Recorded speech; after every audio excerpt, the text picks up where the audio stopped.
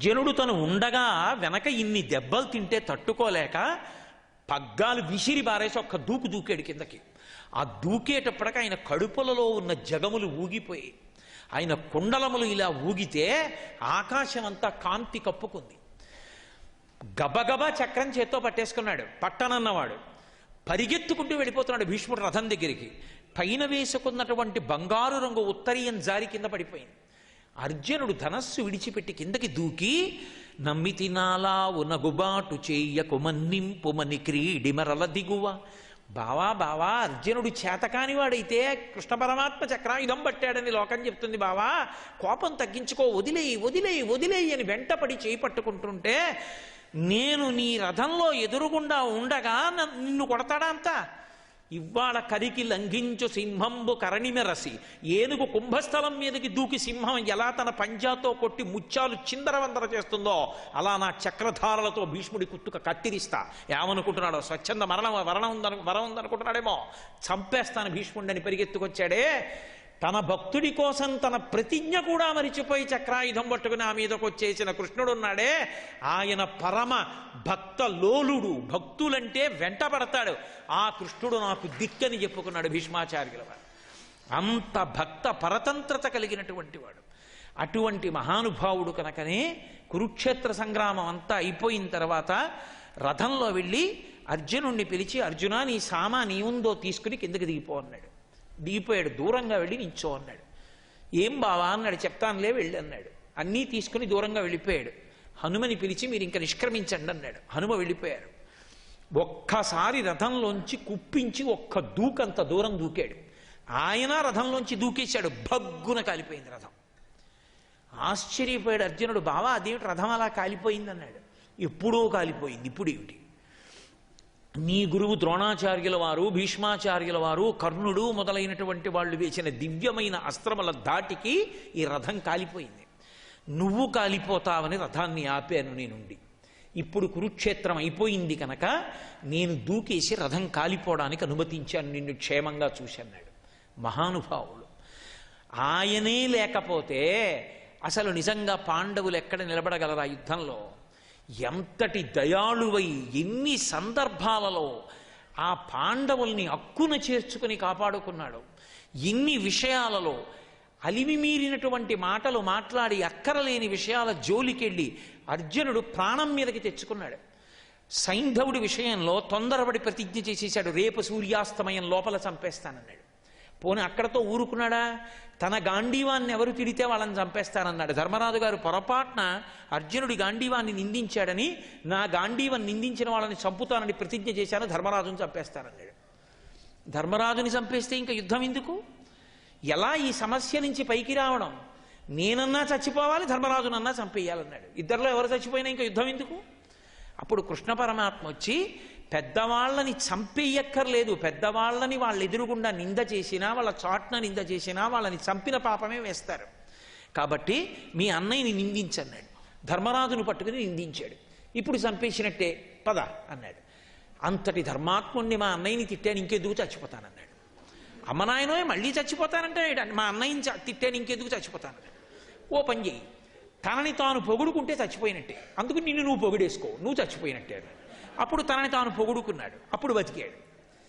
ఇన్ని సందర్భాలలో మీరు మహాభారతం చదివితే కృష్ణ పరమాత్మ ఉన్నారు కాబట్టి నిలబడ్డారు పాండవులు. సైంధవుడి విషయంలో రేపు సాయంకాలం సూర్యాస్తమయం లోపల చంపేస్తానని ప్రతిజ్ఞ చేశాడు. ఉన్నవాడు ద్రోణుడు, మహానుభావుడు, గురువు. ఆ గురువు గారు అద్భుత వ్యూహం రచించేశాడు. ఎంత వెనక్కి పెట్టాడంటే సైంధవుణ్ణి, అసలు సైంధవుడు ఉన్న దరిదాపులకి సూర్యాస్తమయం వేళకి అర్జునుడు వెళ్ళలేదు. అంత పెద్ద వ్యూహరచన చేశాడు. దాన్ని భేదించలేకపోయాడు అర్జునుడు. అయిపోయింది, సూర్యాస్తమయానికి వేళ అయిపోయింది. అది అయిపోయిందా అర్జునుడు శరీరం విడిచిపెట్టేయాలి. సైంధవుణ్ణన్నా చంపుతాను, నేనన్నా చితిలో ప్రవేశిస్తానన్నాడు. వెంటనే అర్జునుణ్ణి రక్షించడం కోసమని ఒక మాయామేఘాన్ని సృష్టించి సూర్యుడికి అడ్డు పెట్టాడు. సూర్యాస్తమయం అయిపోయింది అని ఎవరో కేకేశారు. అంతే, అమ్మయ్యా అయిందా అని సైంధవుడు తలెత్తి చూశాడు పైకి. వెంటనే మేఘాన్ని పక్కకి తీసి అడిగో కనపడుతున్నాడు, కొట్టే సైంధవుడిని అన్నాడు. బాణం వేసి కొట్టాడు, తల తెగిపోయింది. ఆ తల ఎవరు కొట్టాడో వాడు చచ్చిపోతాడు, వాడి తల 1000 వక్కలైపోతుంది, నీ తల తెగిపోతుంది. అందుకని కింద పడకుండా బంతులాడు పాశుపతాస్త్రంతో అన్నాడు. పాశుపతాస్త్రం వేసి బంతులు ఆడుతూనే ఉన్నాడు. అలాగా ఎంతసేపు బంతులాడినిలా ఈ తలకాయతో ఎప్పుడు కింద పడాలన్నాడు. అది పాశుపతాస్త్రం కనుక సంకల్పం చేసి హిమాలయ పర్వతాలలో ఇతనిని కన్న తండ్రి తపస్సు చేస్తున్నాడు, అతని ఒళ్ళో పడేటట్టు కొట్టన్నాడు. ఆయన ఒళ్ళో పడేటట్టు కొట్టాడు. ఆయన తపస్సులో ఉన్నాడు, ఒళ్ళో పడింది తల. కళ్ళు తెరిచి చూశాడు, తల ఒకటే ఉంది. తలని కింద పడేశాడు. ఎవడు తల కింద పడేటట్టుగా కొడతాడో వాడి తల 1000 వక్కలవుతుంది, తండ్రి తల 1000 వక్కలైపోయింది. ఎందుకు అలా అయిందని అడిగాడు అర్జునుడు. వాడి తండ్రి ఆ పిల్లవాడు పుట్టినప్పుడు అశరీరవాణి పలికింది, వీడి తల తెంపేటటువంటి వాడొకడు పుడతాడు అని. తండ్రి కొడుకు మీద వ్యామోహంతో ఒక మాట అన్నాడు, ఎవడు వీడి తల తెంపుతాడో వాడి తల 1000 వక్కలైపోతుంది అన్నాడు. కాబట్టి నువ్వు తెంపేస్తే, నువ్వు పడగొట్టేస్తే ఆ తలని నీ తల 1000 వక్కలైపోతుంది. శాపం ఇచ్చిన వాడే కింద పారేస్తే వాడి తల 1000 వక్కలైపోతుంది, అది వాడి ఒళ్ళో పడెట్టుకోవటమన్నాను అన్నాడు. నిజంగా మహానుభావుడు త్రికాలవేది కనుక, అన్ని తెలిసున్నవాడు కనుక, పరమ భక్తికి వశుడైపోయినవాడు కనుక, ఆ భక్తికి వశుడై సర్వకాలముల యందు పాండవులను ఆదుకున్నాడు కనుక, దాని వలన పాండవులు మహాభారతంలో రక్షింపబడ్డారు తప్ప, లేకపోతే ఆయన భక్తపరతంత్రుడు కాకపోతే, భక్తికి కట్టబడ్డవాడు కాకపోతే అసలు మహాభారత యుద్ధంలో అంత పెద్ద కౌరవ సైన్యం యొక్క పీచ మణచడం అంత తేలికైనటువంటి పనే. అందుకే అంటాడు నారదుడు, కామోత్కంఠత గోపికల్ భయమునన్ కంసుండు వైరక్రియా సామగ్రించి చుపాల ముఖ్య నృపతుల్ సంబంధులై వృష్ణులన్ ప్రేమన్ మీరలు భక్తి మేము ఇది చక్రింగంటి మెట్లైన నుద్ధామధ్యాన గరిష్ఠులైన హరిచందన్ వచ్చు ధాత్రీశ్వర అంటాడు. ఏ భావనతోనైనా సరే కృష్ణుణ్ణి పట్టుకుంటే చాలు, కృష్ణుని ఎందే ఐక్యం అవుతారు. అందుకే కామోత్కంఠత గోపికల్, కామంతో గోపికలు పట్టుకున్నారు. భయమునం కంసుండు, భయంతో కంసుడు పట్టుకున్నాడు. వైరక్రియా సామగ్రిం శిశుపాల ముఖ్య నృపతులు, శత్రుత్వంతో శిశుపాలాదులు పట్టుకున్నారు. సంబంధులై వృష్ణులు, మా బంధువు అని వృష్ణువంశం వాళ్ళు పట్టుకున్నారు. ప్రేమం మీరలు, నారదుడు ధర్మరాజుకు చెప్తున్నాడు, ప్రేమతో మీరు పట్టుకున్నారు, భక్తి మేం భక్తితో పట్టుకున్నాం. ఇది చక్రింగంటివి ఎట్లైన నుద్ధామధ్యాన గరిష్ఠులైన హరిచందన్ వచ్చు ధత్రీశ్వర. ఏ భావంతోనైనా సరే కృష్ణుణ్ణి పట్టుకున్నవాడు కృష్ణుని ఎందే లయమైపోతాడు. మిగిలిన భావాలతో పట్టుకోవడం ప్రమాదకరం. బతికినంత కాలం చచ్చిపోయినప్పుడు బతుకుతాడు. కంసుడు బతికుండి ఏం సాధించాడు? ఎప్పుడూ భయమే. భక్తితో ఉన్నవాడు భక్తితో బతికి భక్తితో ఈశ్వరుని యందు ఐక్యమైపోతాడు. అందుకే భక్తి ఎప్పుడూ కూడా ఉండవలసినటువంటి లక్షణం. అందుకు చెప్తున్నారు భాగవతంలో, జ్ఞానులచే మౌనులచే యోగులచే దాన సంవిధానుల చేతన్ పూని నిబద్ధుండగునే శ్రీనాథుడు భక్తియుతుల చేతన్ బోలన్. భక్తియుతుల చేత కట్టబడినట్టుగా ఆ కమలలోచనుడైనటువంటి కృష్ణుడు ఎవరి చేత కట్టబడతాడు? అమ్మ రోటికి కట్టేసింది, లోపలికి వెళ్ళిపోయింది. ఇక్కడ ఏమీ తెలియని పిల్లవాళ్ళ ఆడుకుంటూ 2 మద్ది చెట్ల మధ్యలోకి ఆ రోటిని లాక్కెళ్ళాడు. ఆ 2 మద్ది చెట్లు ఈ రోటి చేత బాగా కొట్టబడ్డాయి. ఈ రోటి యొక్క స్పర్శకి, దీని యొక్క ఒత్తిడికి 100 దివ్య సంవత్సరముల నుండి పెరిగినటువంటి వృక్షములవి. అవి పెళపెళ ధ్వనులతో నేల కూలిపోయి అందులోంచి 2 దివ్య పురుషులు ఆవిర్భవించి వాళ్ళు కృష్ణ పరమాత్మతో చెప్పారు, ఆయనకి తెలియదని కాదు, మేమిద్దరం నలకూబర మణిగ్రీవులం, కుబేరుని యొక్క కుమారులం. కుబేరుడికి పరమశివుడి చెలికాడు. పరమశివుడి యొక్క అండ ఉందని, ఐశ్వర్యం ఉందని అహంకారం పొంది అక్కడ ఉన్నటువంటి ఆకాశ గంగా జలాలలో గంధర్వ కాంతలతో కలిసి ఆడుతూ పాడుతూ జలక్రీడ చేస్తూ గడుపుతున్నాం. ఈలోగా మహానుభావుడైనటువంటి నారద మహర్షి అటుగా వచ్చారు. అంతటి మహానుభావుడు అటుగా వస్తున్నప్పుడు ఒంటి మీద బట్ట లేకుండా స్నానం చేస్తూ కనపడకూడదని గబగబా గంధర్వకాంతలు పైకెక్కి ఒంటికి బట్ట కట్టుకుని ఆయనకి నమస్కరించారు. మేము మధుపానం చేసి ఉన్నాం, ఐశ్వర్య మదం, దానికి తోడు పక్కన కాంతలు ఉన్నారు. కన్ను మిన్ను కానక దిగంబరులుగా వెళ్ళి ఒడ్డున నిలబడి నారద మహర్షిని దర్శనం చేశాం. ఒరే, మీకు బట్టలు ఎందుకురా, సంస్కారం ఎందుకురా, చెట్లయితే బట్ట లేకుండా నిలబడతాయి. చెట్టుగా పుట్టడంలో ఉన్న కష్టం ఏమిటో మీకు తెలిసి రావాలి. దానికే వచ్చి ఏనుగు వరుసుకొని పట్ట రాలిపోతున్నా అది తప్పుకోలేదు. కాకి నెత్తి మీద కూర్చుని రెట్ట వేసినా తప్పుకోదు. చుట్టూ అగ్నిహోత్రం వచ్చేస్తున్నా సరే అడుగు తీసి పక్కకి వెయ్యలేదు. తనని గొడ్డలి పెట్టి నరికేస్తున్నా సరే, కాళ్ళు తెగిపోతున్నా సరే కదపలేదు. చెట్టుగా పుట్టడం ఎంత బాధో చెట్టుకు తెలుసు. అందుకే బట్టలు లేకుండా నిలబడ్డారు కనుక చెట్లగా పుట్టండి, వెళ్ళి నందవ్రజంలో పుట్టండి, అక్కడ 100 దివ్య సంవత్సరములు ఉండండి.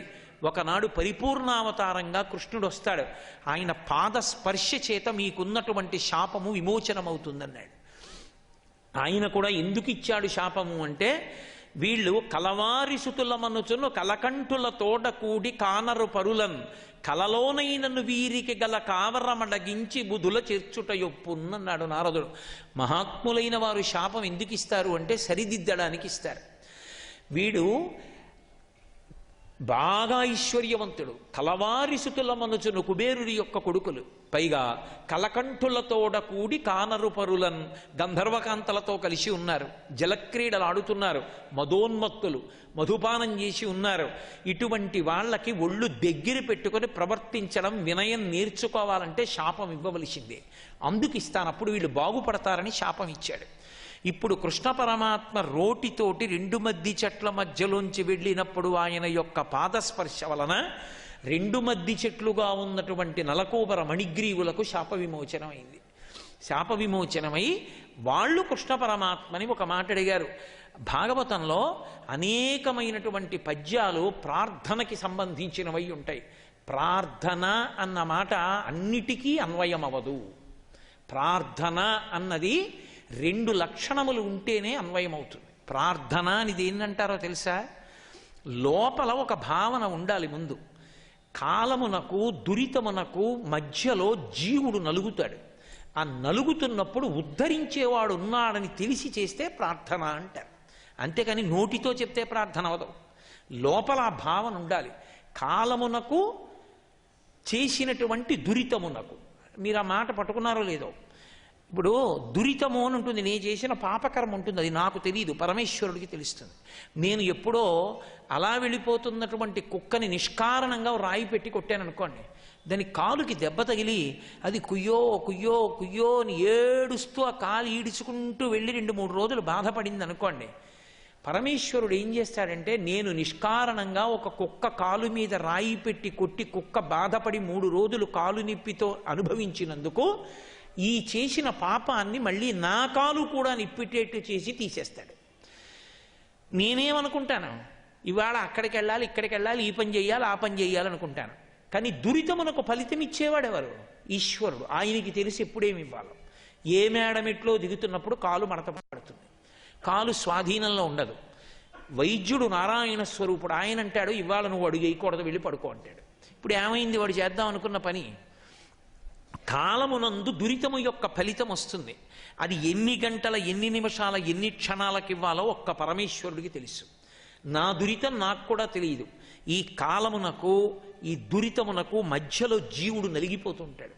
ఈ నలిగిపోవడం అన్నది ఎలా ఉంటుంది అంటే, ఏదో ఇప్పుడు ఇలాంటిది ఉందనుకోండి, ఇలాంటి అంచు, ఈ అంచు దగ్గరికి వచ్చి ముందుకొచ్చినటువంటి వాళ్ళు ఎవరో ఏ పువ్వు కోసం చేయి చాపి వచ్చారనుకోండి, వెనక నుంచి ఒక 1000 మంది వచ్చి తోసేశారనుకోండి, ఈ మధ్యలో ఇక్కడ దీన్ని వెనక్కి తోయలేడు, వేదికని వెనకనున్న 1000 మందిని తోయలేడు.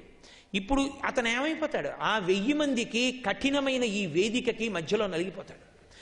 ఈ నలిగిపోతున్నప్పుడు తనని తాను రక్షించుకోలేడు. ఇంకా అప్పుడు నడుము దెబ్బ తినచ్చు, కింద పడిపోవచ్చు, తెగచ్చు, నిత్తురు కారచ్చు. ఆ రెండిటికి మధ్య నలుగుడు పడుతున్నవాడు ఎలా ఉంటాడో, కాలమునకు దురితమునకు మధ్య జీవుడు అలా నలుగుడు పడతాడు. అందుకని దురితము కాలమునందు వస్తోంది కాబట్టి, ఈశ్వరా అప్పుడు తెలియక చేశాను, ఇప్పుడు తెలుసుకున్నాను, నువ్వు ఒకడి ఉన్నావని, నువ్వు చెప్పినట్టు బ్రతకాలని. ఇప్పుడు నేను అటువంటి పనులు చెయ్యను. చేసిన పాపానికి ఫలితం లేకుండా ఉండదు. కానీ దయాళువై నేను నా చెయ్యవలసిన కార్యక్రమముల యందు వైక్లభ్యము కలగనంతటువంటి శిక్షతో నన్ను విడిచిపెట్టమని అడుగుతాడు. అడిగితే ఈశ్వరుడు ఇప్పుడు కాలు మడతపడి అసలు వేదిక ఎక్కలేనటువంటి వాడు ఏదో కాలు కొద్దిగా నిప్పెట్టి కూర్చుని కాసేపు జాడిస్తే కొద్దిగా కుంటుతూ వేదిక మీదకి వెళ్ళిపోయేటట్టుగా అనుగ్రహిస్తాడు. అప్పుడుకున్న ఫలితానికి ఇప్పుడున్న ఫలితానికి తేడా ఉందా లేదా? కార్యక్రమాలు అలాగా నడిచిపోతాయి. ఇది దురితమునకు కాలమునకు మధ్య నలుగుడు పడిన జీవుడు పరమేశ్వరుణ్ణి ఉద్దేశించి చేసి చెప్పేటటువంటి దాన్ని ప్రార్థన అంటారు. భాగవతంలో కొన్ని ప్రార్థనారూపమైనటువంటి పద్యములు ఉన్నాయి. అవి ధారణ యందు ఉండాలి.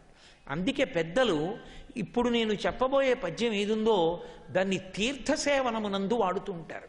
ఇప్పటికీ ఈశ్వరుడి తీర్థం తీసుకునేటప్పుడు, ప్రసాదం నోట్లో వేసుకునేటప్పుడు ఈ పద్యం చెప్తుంటారు. నేను ఎందరో పెద్దల్ని చూశాను.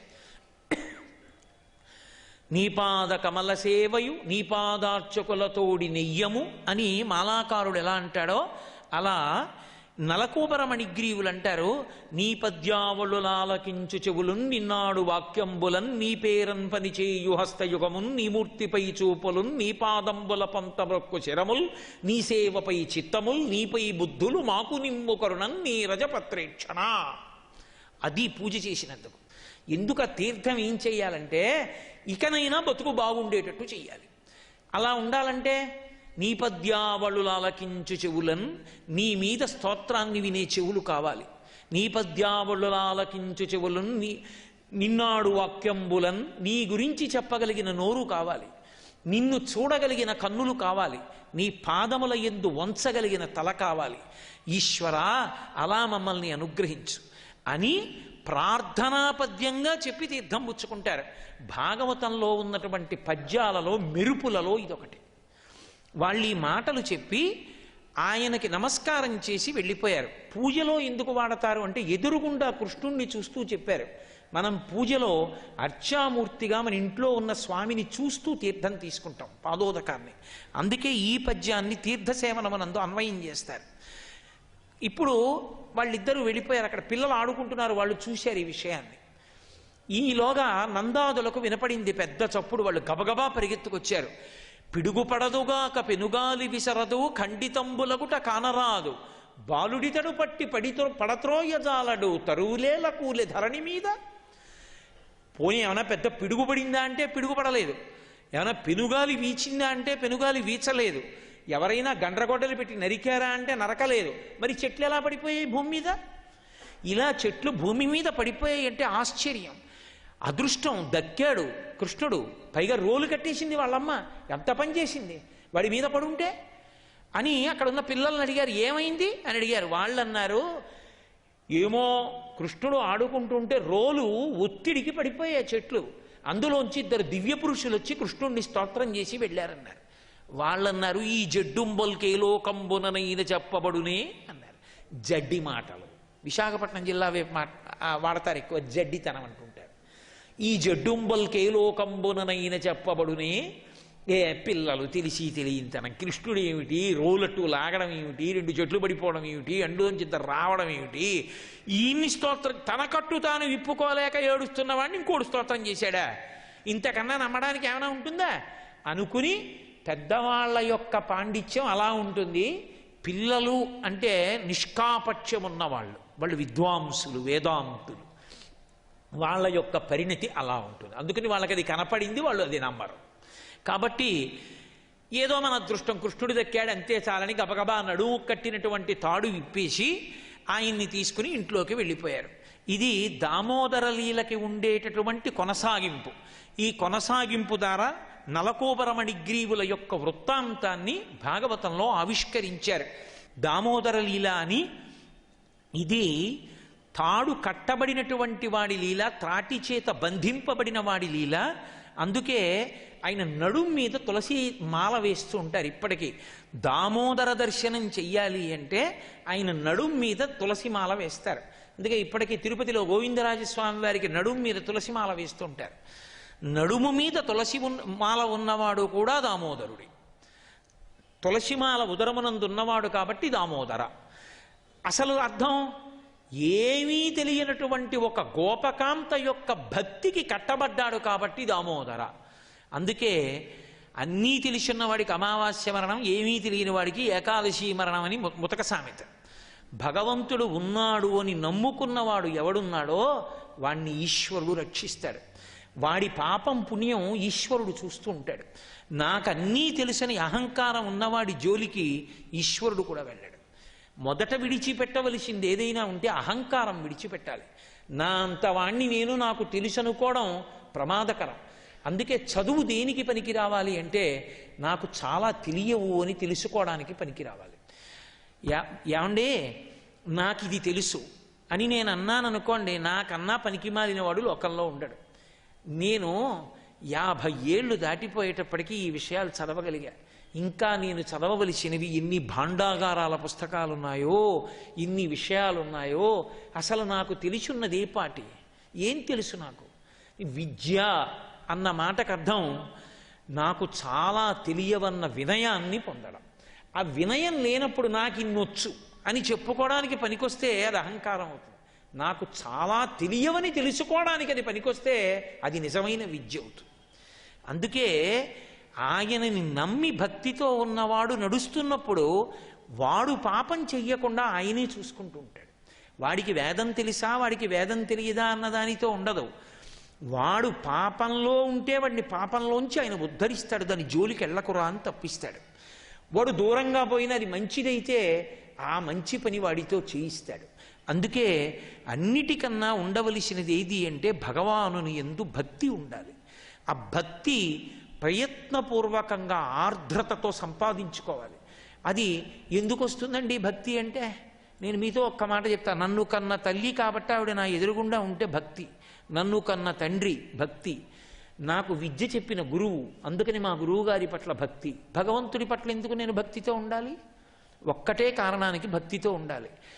అసలు ఆయన చెయ్యనిది ఏముంది నేను భక్తితో ఉండకపోవడానికి?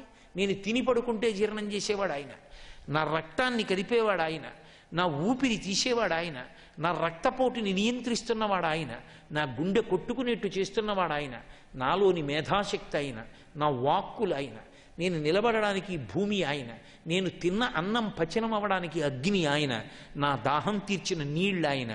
నేను ఎన్నో గీతలు గీశాను పుట్టినప్పటి నుంచి, అవన్నీ చెరిగిపోయి ఆయన ఏ ఉలితో గీశాడో ఆయన గీసిన గీతలు ఇలా ఉండిపోయాయి. ఆ మహాశిల్పిని, ఇంత ప్రపంచాన్ని సృష్టించిన యజమానిని చూడాలన్న భావన ఆర్తి కలిగితే అది భక్తి. అనుసంధానం చేసుకోవడం వల్ల భక్తి వస్తుంది తప్ప ముహూర్తాలు పెట్టుకుంటే భక్తి రాదు. అనుసంధానం చేసుకోవాలి. ఏ కారణానికి నీకు ఈశ్వరుడితో సంబంధం ఉన్నది గుర్తు పెట్టుకుంటే కృతజ్ఞతతో తల వంగిపోతుంది. అది భక్తి. ఆ భక్తి పండిన చోట తప్పు చెయ్యకుండా, తప్పు చేస్తే దూరం అవుతాడని తప్పు చెయ్యకుండా ఈశ్వరుడే రక్షించుకుంటుంటాడు తన వస్తువుని తాను. మీరు చూడండి, నేను ఒక మాట చెప్తాను. నా మోటార్ సైకిల్ మీరు చూసేటప్పటికి దుమ్ము ధూళి పట్టి ఉందనుకోండి, నేను దాన్నే ఎక్కి కూర్చుని వెళ్ళిపోవడానికి సిద్ధపడుతున్నాను అనుకోండి, మీరు ఏమంటారు? ఓ మోటార్ సైకిలా, ఇన్ని ప్రవచనాలు చెప్పే కోటేశ్వరరావు ఎక్కి కూర్చుంటారు కదా, శుభ్రంగా ఉండద్దా అభ్యంజన స్నానం చేసి? ఏమిటి ఆ దుమ్ము, ఏమిటి ఆ ధూళి, ఏమిటి ఏనుగు మీద పోసుకున్నట్టు అలా ఉన్నావు, తప్పు కదా, అలా ఉండొచ్చా అంటారా? కోటేశ్వరరావు ఇన్ని చెప్తున్నారు కానీ ఒక్క పావుగంట బండి తుడుచుకోండి, ఏమిటండి ఆ బండి ఏమిటండి అంటారా? నా బండి పాడైపోతే నన్ను అంటారు. నేను ఈశ్వరుడి వస్తువుని అని నేను ఒప్పుకుంటే నేను పాడైతే ఈశ్వరుణ్ణి అడుగుతారు. అందుకే వాడు నా కొరకు రక్షింపవలయువాడు. వాడిని ఎందుకు రక్షిస్తున్నానో తెలుసా? వాడు నీ వస్తువునని నాకు శరణాగతి చేసి లొంగిపోయాడు. త్రికరణ శుద్ధిగా, నోటి మాటగా కాదు. మరి వాడిని నేను కాపాడకపోతే ఎవరు కాపాడతాడు? కాబట్టి నేను కాపాడుతున్నానన్నారు. మీకు నేను భాగవతంలో ఈ తత్వాన్ని ఒక చోట ఎంత గొప్పగా ప్రకాశిందో చూపిస్తాను.